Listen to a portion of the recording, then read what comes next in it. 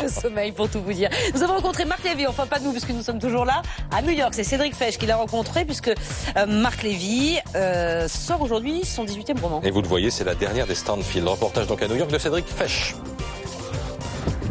Marc Lévy, l'auteur français contemporain le plus lu dans le monde, n'est pourtant pas tout à fait serein. Le trac, énormément de trac, évidemment. Il publie son 18e livre en 17 ans. La fin de l'écriture solitaire d'un ouvrage, c'est aussi le retour à la vie publique. Nous sommes à l'Alliance française de New York qui fait la promotion de la culture française. J'avais en tête depuis longtemps un début d'histoire. Un homme et une femme qui ne se connaissent pas et qui vivent à des milliers de kilomètres l'un de l'autre reçoivent le même jour une lettre anonyme qui accuse leurs mères respectives d'avoir eu il y a 35 ans un passé criminel. Pendant les 500 pages d'écriture, j'ai été comme eux confronté à cette question et je me suis demandé mais qui est le corbeau et pourquoi est-ce qu'il a écrit cette lettre. Donc non, je ne savais pas, à 50 pages de la fin, il y avait plein d'options possibles et je me disais sincèrement mais lequel ?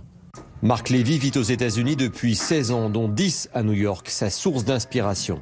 Mais par exemple, quand j'ai écrit le roman Si c'était à refaire, il y a beaucoup de scènes qui se passent dans le West Village. On rencontre des gens ici qui vont nous raconter un bout de leur histoire, un bout de leur vie, et c'est une matière mais qui est absolument extraordinaire. Les romans de Marc Lévy sont traduits dans 49 langues et il a désormais dépassé le cap des 40 millions d'exemplaires vendus.